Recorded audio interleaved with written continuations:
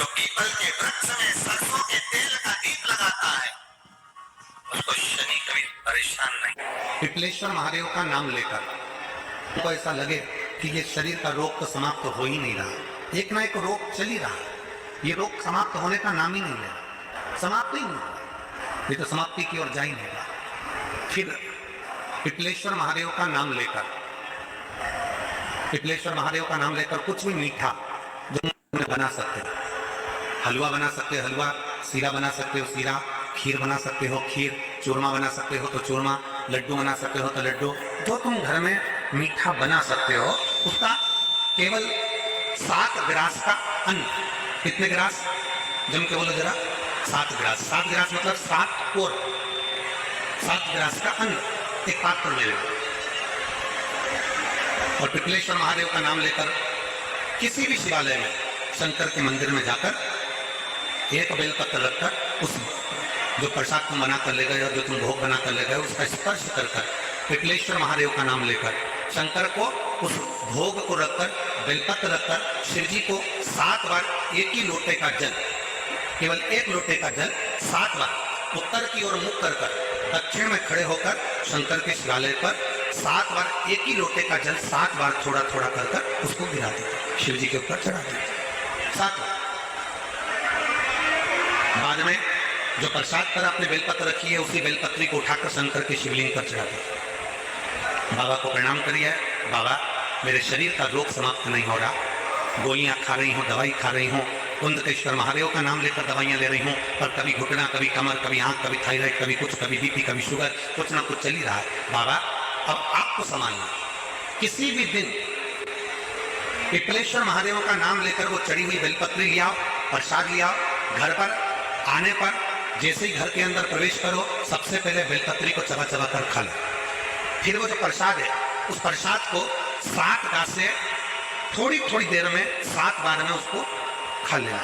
बाबा देवादिदेव महादेव का नाम लेकर, पिपलेश्वर महादेव देव का नाम लेकर प्रणाम कर कर जल का आचमन, हाथ की हथेली में जल लेकर 7 बार आचमन कर लीजिए और शिव का, पिपलेश्वर महादेव का नाम ले लीजिए।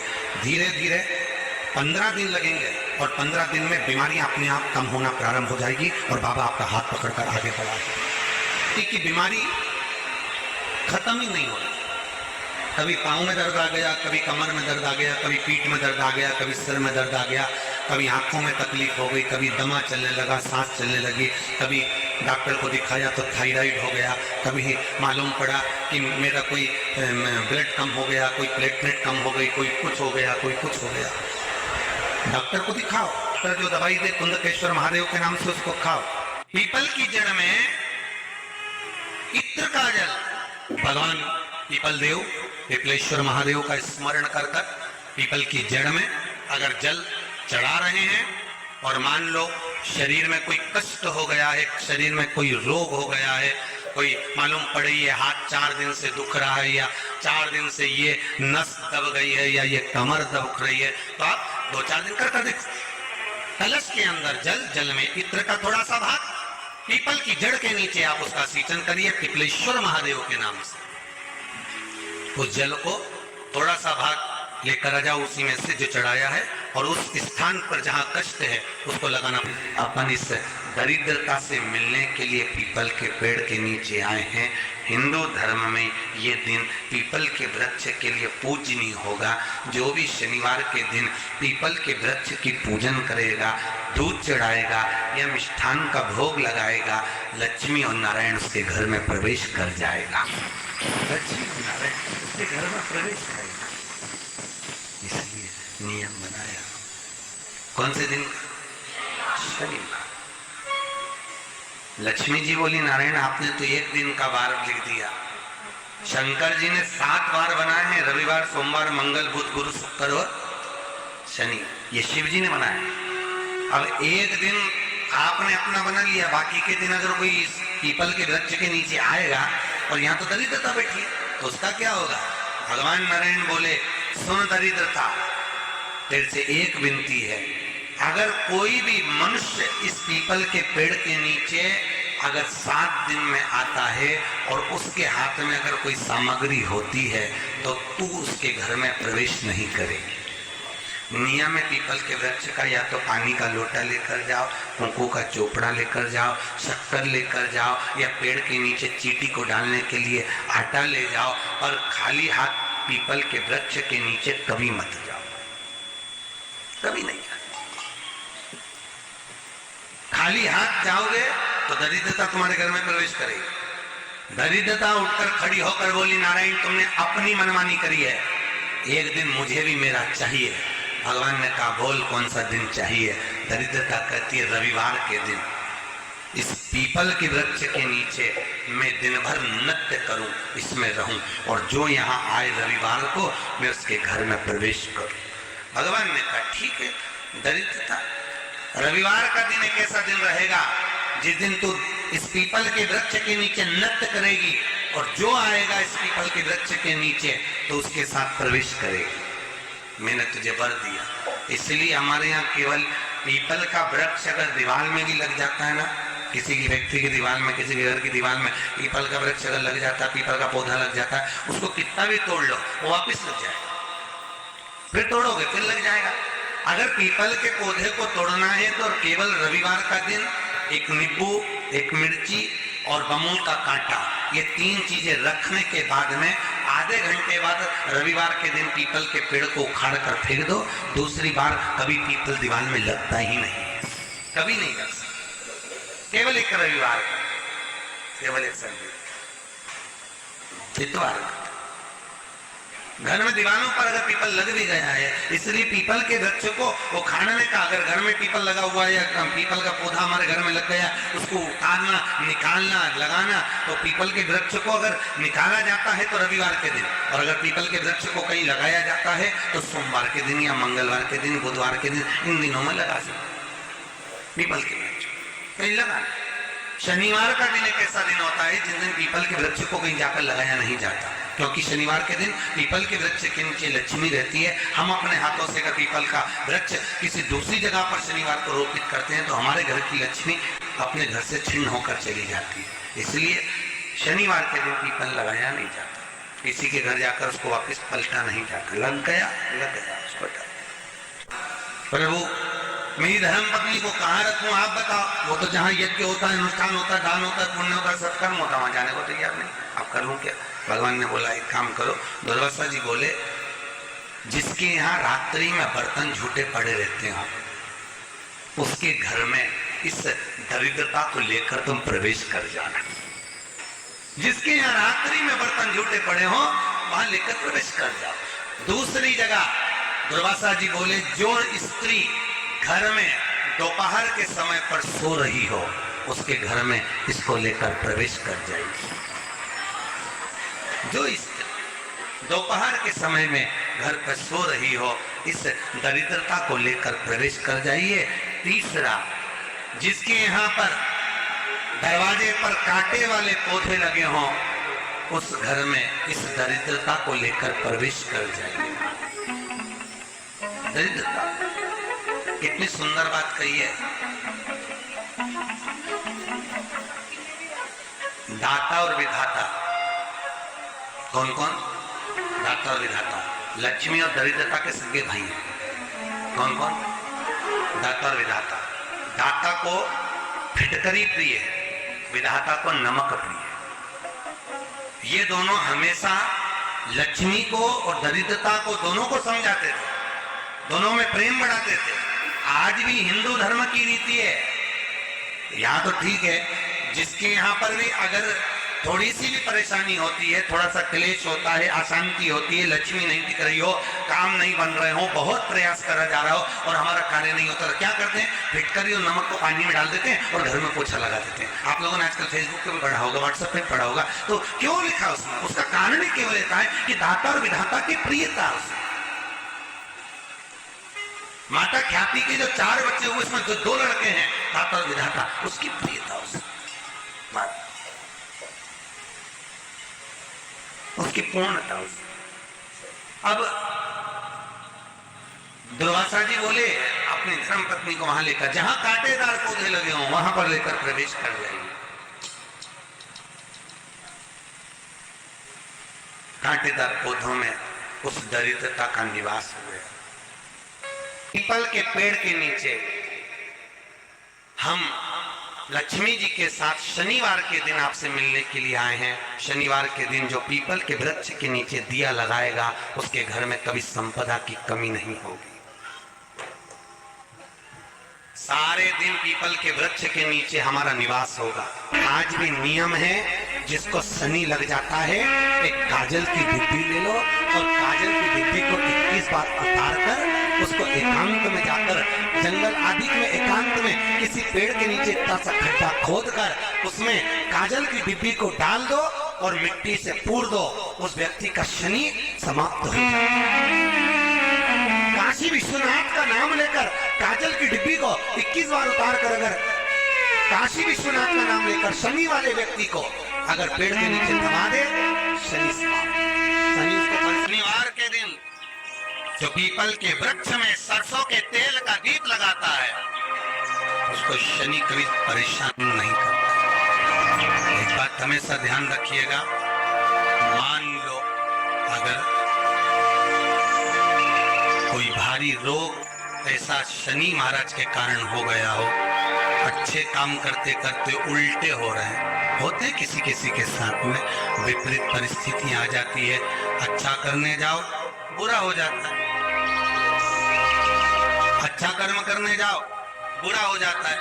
तो पीपल के वृक्ष की जो छाल होती है, छाल देखिए पीपल के वृक्ष में जो छाल लगी होती है, उस छाल को घिसकर चंदन बनाकर भगवान शंकर का स्नान कराकर अभिषेक कराकर पूजन कराने के बाद हमें पिपलेश्वर महादेव का नाम लेकर, कौन से महादेव?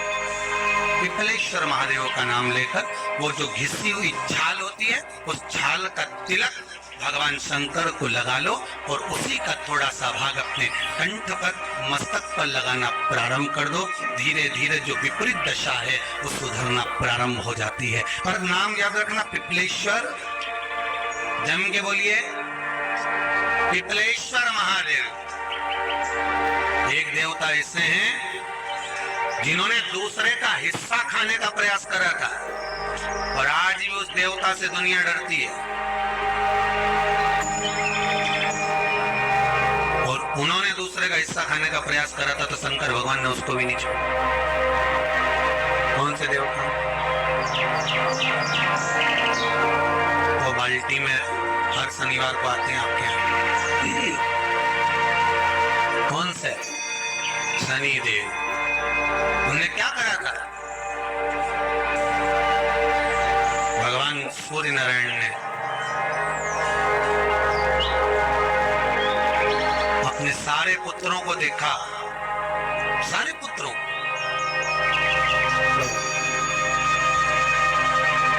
सारे पुत्रों को देखकर आज मेरे सूर्य नारायण भगवान बड़े सुखी, बड़े प्रसन्न।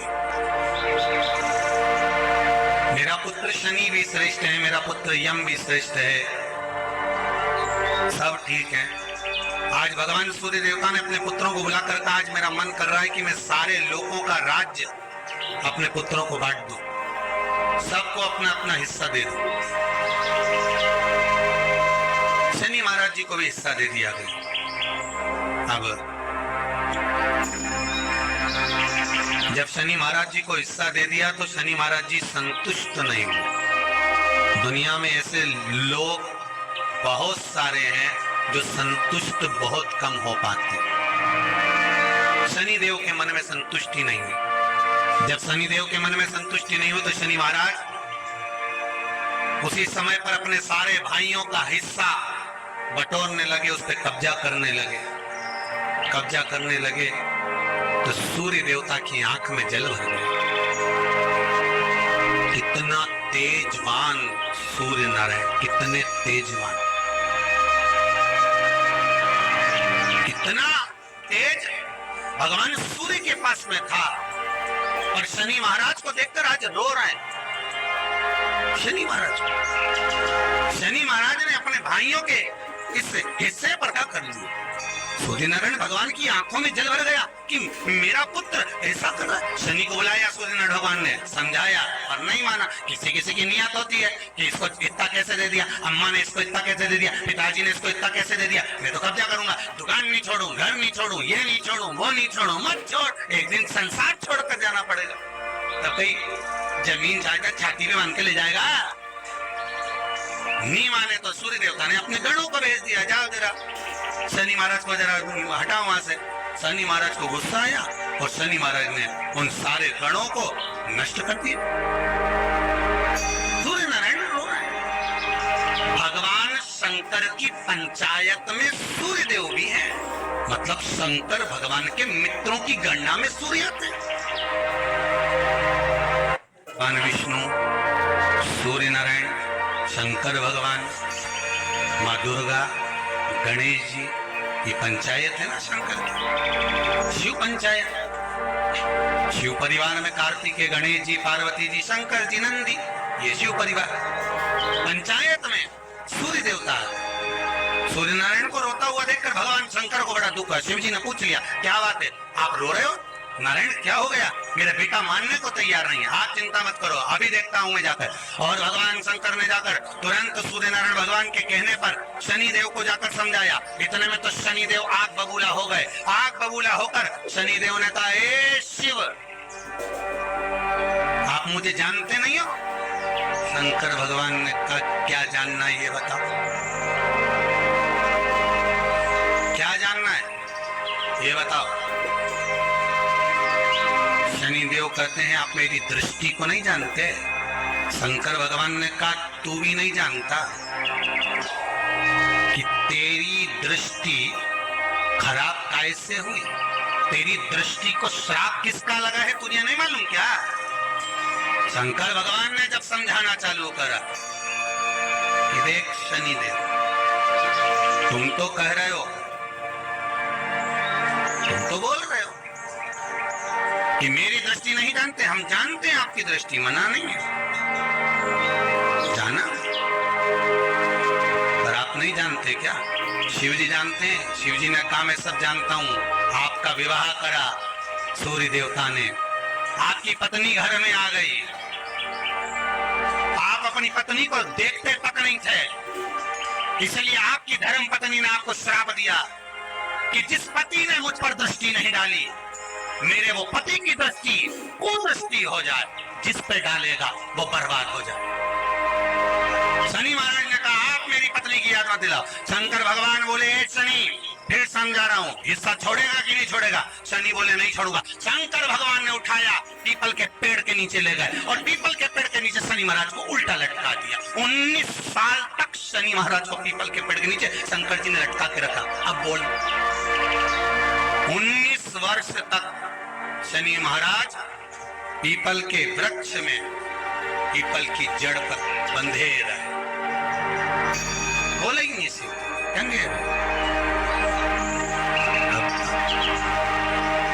दूसरे का हिस्सा खाने वाले को जब शनि महाराज जैसे के लटका दिया भोलानाथ ने, तो तुम कहीं लगो रे लाइन में?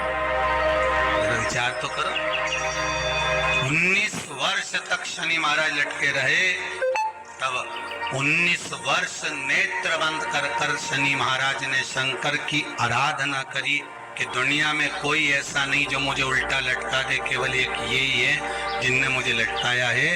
तो 19 वर्ष तक तप करा तो शंकर जी प्रसन्न हो गए। धरनी को हटाकर पार्वती को लाए, साथ में आशीर्वाद दिया, शनि महाराज को खोला। वर मांगो, तुम्हें क्या चाहिए, मांगो तुम्हें क्या चाहिए।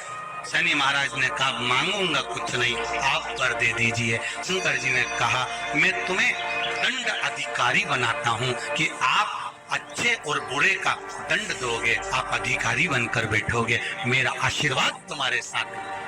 दंड भगवान शंकर का एक अवतार है पिपलाद अवतार।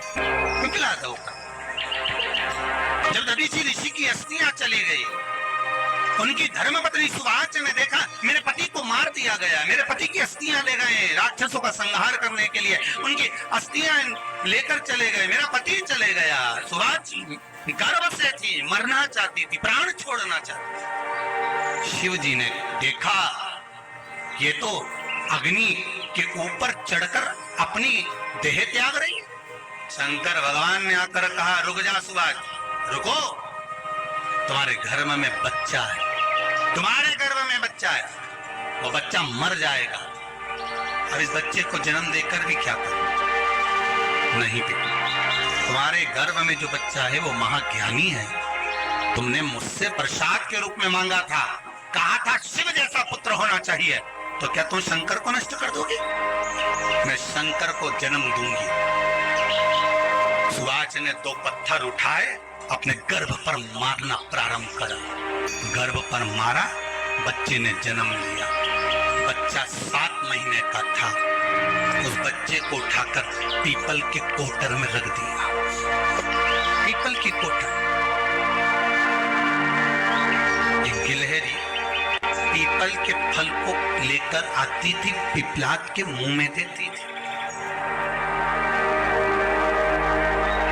शिव का एक, इसलिए शंकर का नाम ही पिपलेश्वर महा।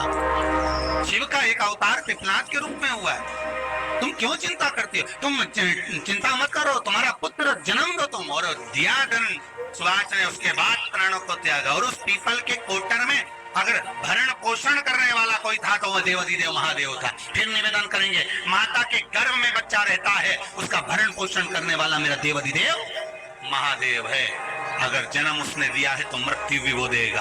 अगर तुमको कुछ ज्ञान दिया है तो अच्छी जगह पर भी वही पहुंचाएगा।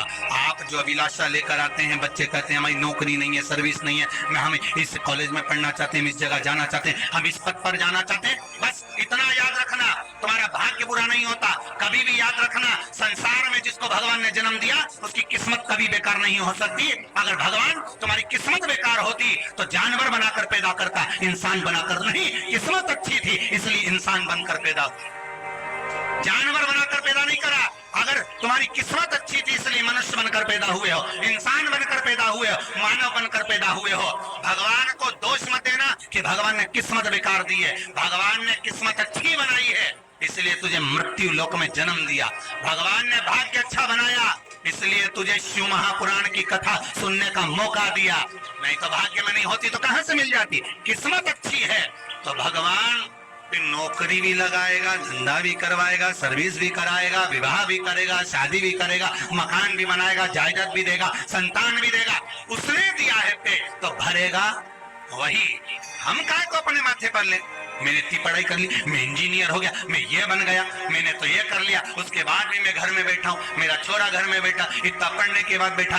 जन्म उसने दिया, भाग्य उसका है, किस्मत उसकी है, तो कहो उसको कि शंकर का भजन कर, मंथन करे, मक्खन निकलेगा और घी भी जरूर बनेगा। हारना मती, जब तेरे 3.5 करोड़ बार गिनती मत करना, गिनती वो करेगा। तू तो भज, तू कुबेरेश्वर का स्मरण कर, तू महाकाल का स्मरण कर, तू काशी विश्वनाथ का स्मरण कर, तू महाकाल राजा का स्मरण करके तो देख, शिव का भजन कर। 1 लोटा पानी ले जाकर रोज चढ़ा शंकर जी के मंदिर में जा। शिव से भजन करने में क्या देरी? नहीं जा सकता शिव मंदिर में जाने में? बच्चों को अगर शर्म आती हो तो बेलपत्री के पेड़ के नीचे पानी चढ़ाया, वो भी नहीं कर सकता तो पीपल के पेड़ के नीचे चढ़ाया, वो भी नहीं कर सकता तो आंवले के पेड़ के नीचे चढ़ाया। पर कहीं जुड़ तो सरी, एक बार साध तो सरी, पकड़ने का प्रयास तो करो परमात्मा। भगवान देवाधिदेव महादेव को जल चढ़ाते हैं, उसके 5 अलग अलग तरीके हैं। बहुत सावधानी से सुनना कथा, आपकी और हमारी जिंदगी की सार्थकता को सिद्ध करने वाली कथा। आज पंजाब की इस पवित्र भूमि पर अगर ये प्रसंग निकला है तो इसको आप अगर सुनेंगे तो आपका जीवन सार्थक होगा। शिव जी को 5 तरह से जल चढ़ाने का तरीका है। जैसे पंचामृत होता है, दूध, दही, शहद, घी, शक्कर, ये सब पंचामृत के अंतर्गत आते हैं। उसी तरह शंकर जी को 5 तरह से जल चढ़ाने का क्रम वर्णित किया गया। अब उसको समझेंगे, बहुत सावधानी से समझिएगा। पहला, जल लेकर आए, सीधे डायरेक्ट शंकर भगवान के शिवलिंग पर चढ़ा दिया। ये प्रथम जल का चढ़ाने का तरीका। दूसरा, जहां से पानी बहकर जाता है जहां से जल बहकर जा रहा है, उसके ठीक विपरीत जल उत्तर में जा रहा है, आप दक्षिण में खड़े होंगे और दक्षिण में खड़े होकर उत्तर की ओर मुख करेंगे और शिव जी को जल समर्पित करेंगे। ये रोग मुक्ति करने वाला है और हमारे रोग पर हमें विजय प्रदान करने वाला है। ये जल चढ़ाने का था। एक सीधे मंदिर में गए, लोटा भर कर जल उठाया, शिव जी को चढ़ा दिया। दूसरा जल जहां से पानी बहता है, शिव जी का चढ़ा हुआ जल जहां से बहकर जाता है, उसके ठीक विपरीत में शिव जी का जल इधर जा रहा है तो तुम यहां खड़े हो, तुम यहां बैठो, यहां मत बैठना, यहां मत बैठना, इधर बैठो। अगर रोग का निवारण है तो यहां बैठकर। तीसरा, अशोक सुंदरी से जल चढ़ाते चढ़ाते शिवलिंग तक लेकर जाना और शंकर भगवान के शिवलिंग पर पूर्ण जल समर्पित करना। ये तीसरा तरीका है। ये कार्य की सिद्धता के लिए हम जब किसी से आस न लगाकर परमात्मा से विनती करते हैं तो वो विनती करने का तरीका। तीसरा। चौथा, शिव जी पे चढ़ा हुआ जल 5 जगह पर समर्पित करना। गणेश जी, कार्तिकेय, अशोक सुंदरी, शिवलिंग और जलाधारी। ये चौथा क्रम है। जब जिस नारी का, जैसे मेरा नाम मोनिका है, मेरे पति का नाम संजय सिंह है, मैं दिल्ली स्वरूप नगर के निवासी हूँ, मेरा फोन नंबर ये है। कहीं बैठी हैं? मैं बाबू को लाए हैं क्या? नहीं लाए? ठीक है, मैं प्रणाम करने के लिए लाई हूँ। गुरुदेव, बाबा बाबा बैठी है बहन। शिव तत्व है। एक जल चढ़ाने का तरीका, शिव जी को हम जो जल चढ़ाते हैं उसका एक तरीका भी हमारी जिंदगी में अगर हमने उसको स्मरण में रख लिया तो हमारे कार्य की सिद्धता को सिद्ध कर देता है, हमें सफलता की ओर लेकर चले जाता है। सीधे जल चढ़ाना, दक्षिण में बैठकर उत्तर की ओर मुख कर कर जल चढ़ाना, अशोक सुंदरी से लेकर शिवलिंग तक जल चढ़ाना, 5 स्थान पर गणेश, कार्तिकेय, अशोक सुंदरी, जलाधारी, शिवलिंग पर जल चढ़ाना 5 स्थान पर। ये चौथे नंबर का। और 5वां जल समर्पित करना।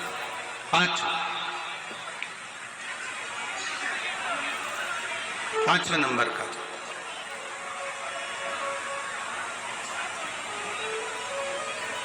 शिव जी को 5म नंबर का जो जल आता है, जो जलाधारी है, ऊपर जिसमें पानी भरा रहता है और नीचे एक एक बूंद टपकता रहता है। जलाधारी में जल समर्पित कर कर उसी जल को बचाकर अशोक सुंदरी वाली जगह पर थोड़ा सा चढ़ाकर उसी में से जल शिवलिंग पर जब हम समर्पित करते हैं तो हम जिस कार्य के लिए जा रहे हैं वो कार्य सब। बाती का प्रमाण अलग होता है। लंबी बाती क्यों लगाई जाती है? भगवान के मंदिर में दीप में, देवियों की पूजन में, लक्ष्मी की वृद्धि के लिए। कौन से देवता के यहाँ लंबी बत्ती लगती है और कौन से देवता के यहाँ गोल बत्ती लगती है, उसका भी प्रमाण बनना। किसी देवी की पूजन करो तो लंबी बत्ती आती है, कुल देवता की पूजन करो तो लंबी बत्ती आती है, किसी मंदिर में किसी देवता को लगाने जाओ तो गोल बत्ती लगती है, उसका भी प्रमाण है। लंबी बत्ती जहाँ लगाई है, अगर लक्ष्मी के सामने लगाई है तो लक्ष्मी की लंबाई बढ़ती है, लक्ष्मी की वृद्धि बढ़ती है। अगर कुल देवता के नाम की लगाई है तो वंश की वृद्धि होती है। इसलिए हमारे यहाँ अमावस्या पूनम को जो पाटे वाटे भराते हैं उसमें गोल बत्ती नहीं लंबी लगाई जाती है, जिससे हमारा वंश बढ़े। नवरात्रि में देवी जी की जो बाती लगाई जाती है वो लंबी लगाई जाती है, गोल नहीं। क्यों? क्योंकि जिससे माँ हम पर कृपा बना कर रखे, हमारा वंश खूब बढ़े, हमारे यहाँ लक्ष्मी की वृद्धि हो। स्थिर बाती, गोल बाती लगाई जाती है ब्रह्मा के मंदिर में, इंद्र के मंदिर में, देवता के मंदिर में। तुलसी के सम्मुख में लंबी बाती नहीं लगती, तुलसी के सम्मुख में गोल बाती लगाई जाती है महाराज, जिससे स्थिरता का भाव केंद्रित हो। स्थिरता का भाव।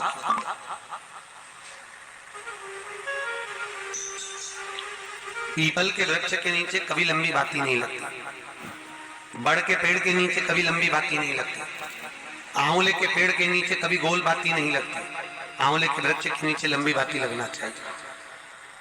धन की वृद्धि, सुख समृद्धि।